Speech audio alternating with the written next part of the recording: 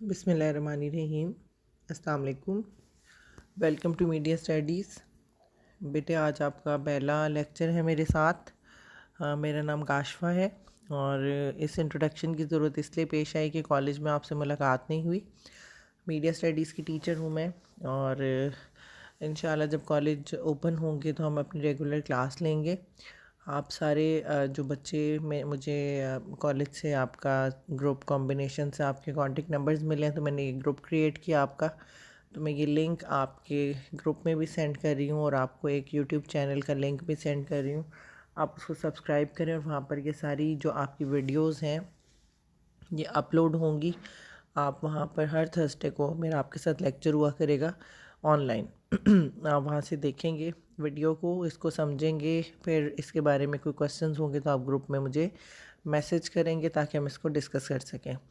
और अगर आप सबके लिए पॉसिबल होगा तो आप मुझे ग्रुप में अपना एक छोटा सा इंट्रोडक्टरी नोट चाहे वॉइस ओवर कर देंगे या टेक्स्ट कर देंगे ताकि मुझे थोड़ा सा आपसे इंटरेक्शन भी हो सके।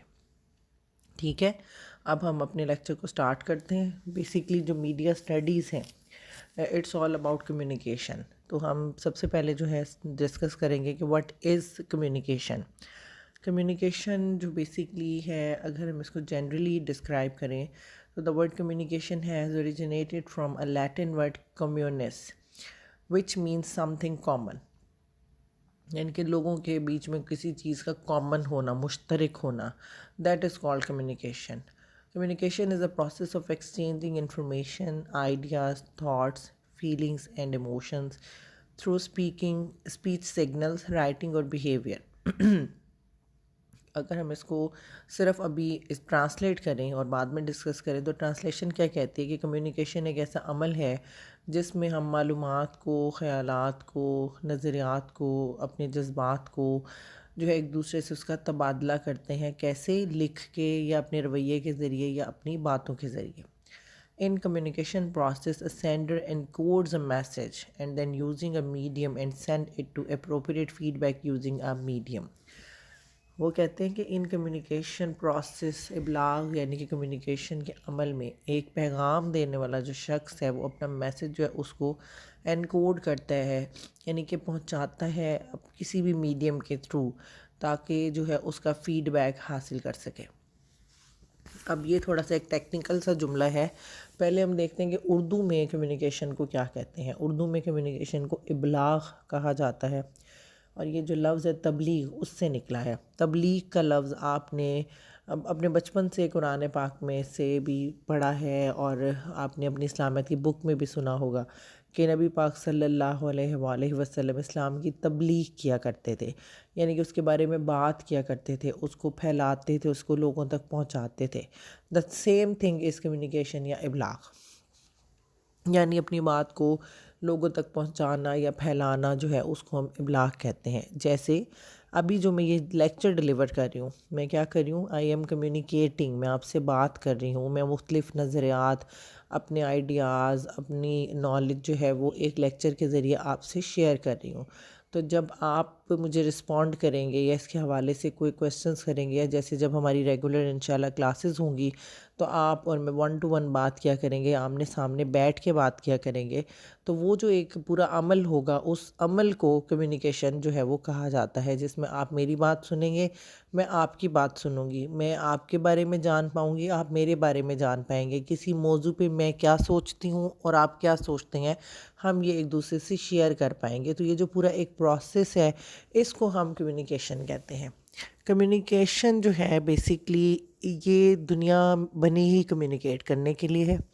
अगर आप गौर करें तो अल्लाह ताला ने नबी पाक सल्लल्लाहु अलैहि वसल्लम से सबसे पहली जो आयत उनके ऊपर नाजिल फरमाई थी उसमें क्या फरमाते हैं अल्लाह ताला, इक़रा बिस्मि रब्बिकल्लज़ी खलक़, पढ़ अपने रब के नाम से। तो पढ़ मीन उस वक्त उनसे बात की गई, अल्लाह ताला ने अपना मैसेज पहुंचाया, जो दुनिया को बताना चाहते थे वो नबी पाक सल्लल्लाहु अलैहि वसल्लम तक या उनसे पहले वाले अंबिया कराम तक डिफरेंट सोर्सेज से पहुंचाया और फिर उन्हें ये ऑर्डर दिया कि इसे लोगों तक पहुंचाओ। तो मीन कम्युनिकेशन जो है ये बेसिकली ये तो बुनियाद है इस दुनिया की और इसके बगैर ये दुनिया चल ही नहीं सकती थी। अल्लाह ताला ने अपनी हर बात जो है वो इंसान को बताई, उसको पहुंचाई ताकि वो सीख सके, वो जान सके। तो इससे आप अंदाज़ा लगाएं कि कम्युनिकेशन की क्या इम्पोर्टेंस है। अगर हम इसको थोड़ा सा और एलेबोरेट करें तो हम इसको ऐसे डिस्कस करेंगे कि अगर कम्युनिकेशन ना होती तो दुनिया में कुछ भी ना होता। अगर हम एक प्रॉपर लेक्चर ले रहे होते तो मैं आपसे ये क्वेश्चन करती कि कैसे, और मैं जानना चाहती कि आप लोग क्या सोचते हैं, लेकिन अनफॉर्चुनेटली ऑनलाइन क्लासेस में ये अपॉर्चुनिटी नहीं होती और हम स्टूडेंट जो है उनके नॉलेज को जो है नहीं जज कर पाते, या उनको वो एक मोटिवेशनल एक एलिमेंट नहीं दे पाते जिससे कि वो खुद पार्टिसिपेट करें। तो मैं आपको खुद ही मुझे एक्सप्लेन करना पड़ेगा कि फॉर एग्ज़ाम्पल अगर कोई शख्स बात नहीं कर पाता, जैसे एक छोटा बच्चे की एग्जांपल ले लेते हैं हम, जो प्रॉपर बोल नहीं पाता, तो हमें बहुत अरसे तक ये समझ नहीं आती इसे भूख लग रही है, इसे कहीं पे दर्द हो रहा है, या ये सोना चाहता है। हम उसके तासुरात से या उसकी डिफरेंट हरकतों से अंदाज़ा लगाने की कोशिश करते हैं। गोया जब इंसान बोल नहीं पाता तो वो अपने दुख, तकलीफ़, खुशी, किसी भी चीज़ का इजहार अपने साथियों से नहीं कर सकता। इसी तरह से जब आप कम्युनिकेट नहीं करते तो आप अपनी फीलिंग्स नहीं बता सकते। आप किसी को पसंद करते हैं, नापसंद करते हैं, आपको कुछ चाहिए, आपको कुछ नहीं चाहिए, आपकी कुछ ज़रूरत है या नहीं है। Number 3 and the most important thing is that कि आपका नॉलेज नहीं ट्रांसफ़र होता। अगर हम बोल नहीं पाते तो हम जो कुछ सीखते हैं हम अपने आने वाले लोगों को नहीं बता पाते। जैसे इंसान ने अगर पत्थरों से रगड़ रगड़ कर आग जलाना सीखा, तो जिसने भी पहली बार वो प्रोसेस किया, अगर वो बोल नहीं पाता या बता नहीं पाता या ना बताता, किसी को छुपा लेता उस चीज़ को, तो इंसान आज तरक्की ही ना करता। लोग हर दौर में ही आग जलाने का तरीका ईजाद करते और अपनी उस याद और अपनी ईजाद के साथ इस दुनिया से चले जाते, फिर आने वाली नस्लों को वही करना पड़ता। तो कम्युनिकेट करके लोगों ने एक दूसरे को बताया। जो कम्युनिकेशन है इसके बेसिकली जो है 4 मेन जो वेज़ हैं बात करने के या कम्युनिकेट करने के। पहले हम उनके बारे में डिस्कस करेंगे ताकि फिर हम इन चीज़ों को आपस में ज्वाइन कर सकें। जो इसके बेसिकली मेन स्टेप्स हैं वो बेसिकली तो 2 हैं। आगे फिर फर्दर 2 और टाइप्स हैं उनकी। नंबर 1 इज़ वर्बल, यानी कि बोल के कम्युनिकेट करना। दूसरा है नॉन वर्बल। जो वर्बल कम्युनिकेशन है उसकी 2 टाइप्स है हमारी। ऑरल यानी कि बोलना, जिसमें हम सुनते हैं या बोलते हैं। दूसरी है रिटन, यानी कि हम लिखते हैं और कोई उसको पढ़ता है। जो नॉन वर्बल कम्युनिकेशन है जिसमें हम बात नहीं करते, बोलते नहीं, लेकिन फिर भी हम अपना पैगाम दूसरे तक पहुंचा रहे होते हैं, उसमें कुछ चीज़ें आती हैं। नंबर 1 इज़ फेशियल एक्सप्रेशन, आपके चेहरे के तासुरात। जैसे क्लास लेक्चर के दौरान हम आपकी शक्ल देख के अंदाज़ा लगाते हैं कि आया कोई स्टूडेंट बोर हो रहा है, या किसी को नींद आ रही है, या कोई अंडरस्टैंड कर रहा है, किसी की दिलचस्पी है, किसी की दिलचस्पी नहीं है, किसी को किसी चीज़ की बेचैनी है, कोई किसी और चीज़ के बारे में सोच रहा है, कौन एब्सेंट माइंडेड है, कौन एक्टिव है। ये सारी चीज़ें आपके फेस से हम आइडिया लेते हैं। नंबर 2 आपके जेस्चर्स हैं। जेस्चर्स कैसे हैं आपके? जैसे आप बैठे हुए हैं और मैं आपसे कुछ पूछ रही हूँ या मैं लेक्चर डिलीवर कर पर मैंने कोई क्वेश्चन नहीं किया, तो बहुत सारे स्टूडेंट जो है हेड नोडिंग करते हैं, यानी कि सर हिलाते रहते हैं कि हाँ जी हमें समझ आ रही है। तो जिससे आपके बॉडी जेस्चर से हमें पता चलता है। आपकी बॉडी लैंग्वेज, बॉडी लैंग्वेज आपकी आपके बारे में बहुत ज़्यादा बताते हैं। अगर आप बिल्कुल रिलैक्स बैठें किसी से बात करते हुए, तो आप इसका मतलब ये है कि उस गुफ्तगू को एंजॉय कर रहे हैं। अगर आप देखते हैं कि कोई शख्स बातचीत के दौरान अपनी टांग हिला रहा है मुसलसल, या अपने हाथों की उंगलियां मरोड़ रहा है, तो उसकी 2 से 3 रीज़न्स हो सकती हैं। नंबर 1, या तो वो आपकी बात में दिलचस्पी नहीं रखता। नंबर 2, वो आपसे उस बारे में कोई और बात करना चाहता है। नंबर 3, वो आपसे बिल्कुल ही कोई मुख्तलिफ बात करना चाहता है और वो आपकी बात के ख़त्म होने का इंतज़ार कर रहा है। और ये सारी चीज़ें जो हैं उसकी बॉडी लैंग्वेज उसकी बेचैनी का इजहार कर रही है। वो आप बोले नहीं, लेकिन आपने दूसरे को रियलाइज़ करा दिया कि कोई चीज़ है जो आपको परेशान कर रही है, आपको पिंच कर रही है। देन आपकी प्रॉक्सिमिटी है, टच है, पर्सनल अपीयरेंस है और साइलेंस है। आपका बिल्कुल चुप बैठे रहना भी एक गुफ्तगू का तरीका है। आपके पेरेंट्स से लोग अंदाज़ा लगाते हैं, आप बोलते नहीं, लोग लोगों के पेरेंट्स से उनके तमीज़दार होने का, उनके बदतमीज़ होने का, उनके अमीर होने का, उनके गरीब होने का और इस तरह की चीज़ों का अंदाज़ा लगाते हैं। तो ये है आपकी कम्युनिकेशन की टाइप्स। अब इन टाइप्स को अगर हम मद्देनज़र रखें, तो अगर इंसान लिखता ना, अगर वो अपनी कम्युनिकेशन के लिए लिखने का सहारा ना लेता, तो आज हमारे पास कोई किताब ना होती, हम कुछ पढ़ ना पाते, हम कुछ जान ना पाते, हम कुछ शेयर ना कर पाते। अगर हम बोल ना सकते, अगर हम स्पीकिंग लिसनिंग ना करते, तो हम एक दूसरे के बारे में अपनी फीलिंग्स, अपने इमोशंस को ना जज कर सकते, ना एक दूसरे को पहुंचा सकते। तो कम्युनिकेशन जो है ये तो असास है एक इंसानी ज़िंदगी की। We use communication every day in nearly every environment, including in the workplace, whether you give a slight head nod in agreement or present information to a large group. Communication is absolutely necessary when building relationships, sharing ideas, delegating responsibilities, managing a team and much more. वही सारी चीज़ें हैं कि जब हम अपनी daily life में हर जगह पे तकरीबन कम्युनिकेट करते हैं, अपने घर में, अपने स्कूल में, कॉलेज में, अपनी जॉब पे, जहाँ पे भी हम होते हैं, चाहे हम अपना बात जो है किसी को सर हिला के बताएं, जैसे घर में हम किसी से पूछते हैं कुछ लेना है, कुछ चाहिए, तो यस या नो में सर हिला देते हैं, बोलते नहीं है, लेकिन हम उसको कोई ना कोई रिस्पॉन्स दे देते हैं जिससे वो हमारे बारे में जान लेता है कि हम क्या कहना या क्या करना चाहते हैं। इसी तरह से आप किसी एक शख्स को ये रिस्पॉन्स दें या कहीं पे बैठ के कोई एक लॉन्ग प्रेजेंटेशन दें किसी बड़े ग्रुप को, तो कम्युनिकेशन बहुत ज़्यादा ज़रूरी है रिश्ते बनाने के लिए, अपने आइडियाज़ को शेयर करने के लिए, अपनी ज़िम्मेदारियों को शेयर करने के लिए, एक टीम को मैनेज करने के लिए, और इसी तरह के सैकड़ों काम करने के लिए, बल्कि ज़िंदगी का हर काम करने के लिए हमें कम्युनिकेशन की ज़रूरत है। जो एक बच्चा दुनिया में आता है, he starts communicating with crying, वो रोता है, वो इज़हार करता है। अब इसको आप किसी भी मायने में ले लें कि वो इस दुनिया में आने पे नाखुश है, वो इसलिए रोता है, या बाहर का एनवायरनमेंट उसको एकदम से परेशान करता है, वो इसलिए रोता है, या उसको भूख लगी हुई है, वो इसलिए रोता है, या वो ये बताना चाहता है कि मैं ज़िंदा हूँ, मैं अलाइव हूँ, वो इसलिए रोता है।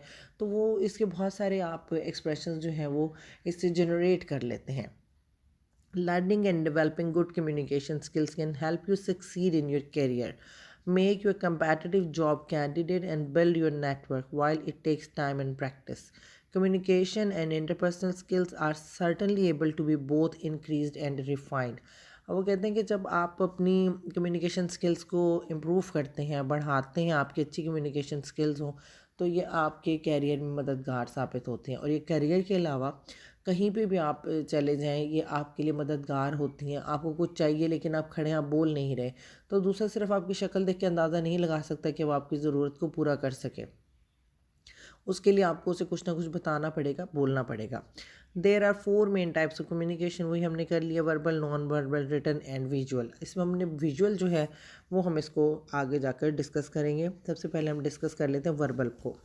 वर्बल में हम एक लैंग्वेज की हमें ज़रूरत होती है, एक ज़ुबान की। अब ये डिस्कस करना बहुत ज़्यादा ज़रूरी है ज़ुबान की ज़रूरत के हवाले से, कि मैं अगर मैं बोल रही हूँ, मैं कम्युनिकेट कर रही हूँ, लेकिन मैं यही लेक्चर फ्रेंच में देना शुरू कर दूँ, तो ज़ाहिर है मैं बोल रही हूँ लेकिन आप उसको अंडरस्टैंड नहीं कर पा रहे। वर्बल के लिए यू नीड सम लैंग्वेज, कोई कॉमन लैंग्वेज होनी चाहिए। जैसे अभी हमने शुरू में ही पढ़ा कि कम्युनिकेशन जो है वर्ड कॉमननेस से निकला है, जिसका मीन्स है समथिंग कॉमन। तो आपके बीच में कुछ ना कुछ कॉमन होना चाहिए, तभी आप उस चीज़ को अंडरस्टैंड कर सकते हैं। नंबर 1 लाइक हमारी लैंग्वेज का कॉमन होना। नंबर 2 हमारे सब्जेक्ट का। अब मैं एजुकेशन के बच्चों को मीडिया स्टडीज़ का लेक्चर देने लग जाऊँ तो there is nothing common between us, तो मेरा कम्युनिकेशन प्रोसेस कंप्लीट ही नहीं हो पाएगा। ठीक है, तो जब हम कोई भी वर्बल कम्युनिकेशन की बात करते हैं, तो it is one of the most common types often use during presentations, video conferences and phone calls, meetings and one on one conversation. Verbal communication is important because it is efficient. It can be helpful to support verbal communication with both non-verbal and written communication. अब वो कहते हैं कि verbal सबसे ज़्यादा है, जो आप बोलते हो वो आपको आता होगा तभी आप रिटर्न कम्युनिकेशन कर सकोगे, और तभी आप नॉन वर्बल कम्युनिकेशन कर सकोगे। अब आप हेड नोडिंग करें येस और नो में, जिसे येस और नो का ही नहीं पता तो आपकी हेड नोडिंग को भी जज नहीं कर सकता। ठीक है, इसके अलावा जो है इसको करते हुए हमें 2-3 चीज़ों का ख्याल रखना चाहिए कि हमें एक एक्टिव लिसनर जो है उससे बातचीत करनी चाहिए, ये नहीं कि एक पैसिव ऑडियंस से बात कर रहे हैं। इसके अलावा हमें बात करते हुए फिलर्स का इस्तेमाल, जैसे हम बहुत लंबे पॉज लेते हैं, ऐसे करते हैं, या ऐसे डिफरेंट हम साउंड्स प्रोड्यूस करते हैं जब तक हमें कोई प्रॉपर वर्ड नहीं मिल जाता, तो ये अवॉइड करने चाहिए। ये कम्युनिकेशन के बैरियर्स बन जाते हैं और ये एक अच्छे फ्लुएंट कम्युनिकेशन को बोरिंग बना देते हैं। Then we will talk about the non verbal communication, जिसमें हम अपने चेहरे के तासुरात से, अपनी बॉडी लैंग्वेज से, इन चीज़ों से दूसरे तक अपना मैसेज जो है पहुंचाते हैं। तो जब हम ये नॉन वर्बल कम्युनिकेशन के बारे में बात करते हैं, तो नॉन वर्बल कम्युनिकेशन जो है ये बेसिकली आपके इमोशंस होते हैं इसके अंदर। इसमें आप कोई लैंग्वेज यूज़ नहीं कर सकते। It can be use both intentionally and unintentionally. आप इसे कॉन्शियसली यानी कि जानबूझ के भी करते हैं और गैर इरादी तौर पर भी, जैसे क्लासरूम में हेड नोडिंग करना ज़्यादातर अनइंटेंशनली होता है कि हमें यूज़ टू होते हैं कि हमने टीचर को रिस्पॉन्ड करना है कि मैं उसे सुन रहा हूँ। बाज़ वक़्त हमें नहीं भी समझ आ रही होती, लेकिन हम एक रूटीन मैटर में उसको करते रहते हैं। तो नॉन वर्बल कम्युनिकेशन में इंटेंशन और नॉन इंटेंशनली दोनों टाइप इसकी शामिल हैं। अगर हम इसको जो डिस्कस करें कि तो हम नोटिस करते हैं कि how your emotions feel physically, कि आपके इमोशंस आपको फिज़िकली कैसे जो है दिखते हैं। आप बोर हैं, आप हैप्पी हैं, आप फ्रस्ट्रेटेड हैं, आप एनर्जाइज्ड हैं, आप कुछ भी हैं, तो ये सारा कुछ आपके चेहरे से पता चलता है। आपकी एक्साइटमेंट, आपकी सैडनेस, आपका जो है क्या कहना चाहिए, आपकी बेचैनी, आपका तजस्सुस, ये सब कुछ आपकी बॉडी के ज़रिए इजहार हो रहा होता है। इसके अलावा जो है हम बात करते हैं रिटन कम्युनिकेशन की। तो रिटन जो कम्युनिकेशन है उसमें हम लफ्ज़ों के ज़रिए लिख के इजहार करते हैं, लिख के अपनी बात एक शख्स को पहुंचाते हैं। तो रिटन कम्युनिकेशन में हमें कुछ चीज़ों का ख्याल रखना चाहिए। नंबर एक तो ये है कि हमें बिल्कुल सादा बात करने की कोशिश करनी चाहिए ताकि दूसरा उसको आसानी से समझ सके। दूसरे नंबर पे हमें उस कॉमन लैंग्वेज को चूज़ करना चाहिए जो दूसरे लोगों के लिए अंडरस्टैंडेबल हो।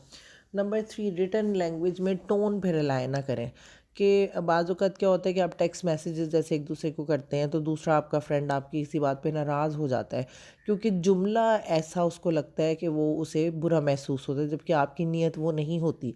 तो रिटन में टोन नहीं होती, असल चीज़ होती है लहजा। जब आप किसी से बात करते हैं तो आप गुस्से में कर रहे हैं, हंस के कर रहे हैं, खुशी से कर रहे हैं, तो आपकी टोन दूसरे के ऊपर असर डालते हैं, लेकिन रिटन में आपको टोन नहीं पता चलती। तो उसको खुद से जज करके उसको खुद से इंटरप्रेट नहीं करना चाहिए, वरना वो कम्युनिकेशन का एक बैरियर जो है वो बन जाता है।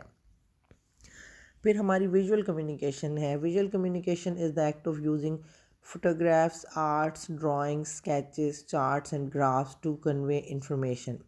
Visuals are often used as an aid during presentation to provide helpful context alongside written and verbal communication. अब यानी कि किसी को कुछ दिखा के बात करना, कोई पिक्चर दिखाना, कोई ड्राइंग बना के दिखाना, कोई स्टिकर्स दिखाना, कोई चार्ट्स बना के, कोई ग्राफ्स बना के हम जब चीज़ों को एक्सप्लेन करते हैं तो इसे हम विजुअल कम्युनिकेशन कहते हैं। जो विजुअल कम्युनिकेशन है इसके लिए ज़रूरी है कि आप पहले आपने अपनी ऑडियंस जो है उनसे उनको इन्वॉल्व करें, उनसे पूछें कि उन्हें कौन सी विजुअल कम्युनिकेशन में इंटरेस्ट है, ताकि वो उसको इजीली जो है अंडरस्टैंड कर सकें। इसके अलावा जो है हमें अपनी ऑडियंस को कंसीडर करना चाहिए कि उनका क्या लेवल है, वो उस चीज़ को कैसे अंडरस्टैंड कर सकते हैं। दोबारा से कम्युनिकेशन को थोड़ा सा डिस्कस करते हैं, फिर हम इसकी मज़ीद टाइप्स भी नेक्स्ट इसी टॉपिक में लेक्चर में डिस्कस करेंगे इंशाल्लाह ताला। पहले वाला हम पढ़ चुके हैं। दूसरी डेफिनेशन है मींस ऑफ सेंडिंग और receiving information such as phone lines और कंप्यूटर्स। मींस यहाँ पर जो फर्स्ट वर्ड है मींस, इसका मतलब है ज़रिया, सोर्स। जैसे कि मेरा मीन ऑफ कम्युनिकेशन इस वक्त है ये मेरा मोबाइल फ़ोन, जिस पे कि मैं वीडियो रिकॉर्ड कर रही हूँ, और यूट्यूब चैनल को मैं एक सोर्स के तौर पर यूज़ करूँगी जो आपको मेरा मैसेज कन्वे करेगा। ठीक है, अंडरस्टैंडेबल है ये। Communication is the act of conveying meaning from one entity और ग्रुप टू एन अदर, कि एक पैगाम को एक शख्स से दूसरे शख्स तक पहुंचाने का जो अमल होता है उसे हम कम्युनिकेशन कहते हैं। Communication is simply the act of transferring information from one place, person और ग्रुप टू एन अदर। किसी एक जगह से दूसरी जगह पहुंचाना या किसी एक शख्स से दूसरे शख्स को जो पहुंचाते हैं हम मालूमात, इस अमल को हम इब्लाग या कम्युनिकेशन कहते हैं। Communication is a process by which information is exchanged between individuals through a common system of symbol, sign और behavior, कि एक बात दूसरे ग्रुप तक पहुंचाना है, एक ऐसे ग्रुप तक जो आपकी ही ज़ुबान जानता हो, आपके ही इशारों को अंडरस्टैंड करता हो, उसका बिहेवियर, उसका कल्चर भी सेम हो, तो वो आपके मैसेज को बहुत अच्छे तरीके से अंडरस्टैंड कर लेता है। अभी तक के लिए मेरे ख़्याल से इतना काफ़ी है, आपको समझ आ गई इंशाल्लाह ताला। जो कुछ नहीं समझ आएगा तो आप मुझसे क्वेश्चंस कर सकते हैं। नेक्स्ट थर्सडे को इंशाल्लाह हम इसको फर्दर जो है डिटेल में डिस्कस करेंगे। तो ग्रुप में आप मुझसे कुछ भी पूछना चाहें इसके हवाले से तो आप मुझे मैसेज कर सकते हैं, और अगर आप चाहें तो कोई टाइम फ़िक्स कर सकते हैं जिसमें तमाम लोग ऑनलाइन हों, तो हम उसको जो है करेंगे। मैं इंशाल्लाह गूगल क्लासरूम के लिए भी ट्राई कर रही हूँ, अगर वो इफ़ेक्टिव रहा तो हम उसको ही कंटिन्यू करेंगे। ठीक है, टेक केयर, अल्लाह हाफ़िज़।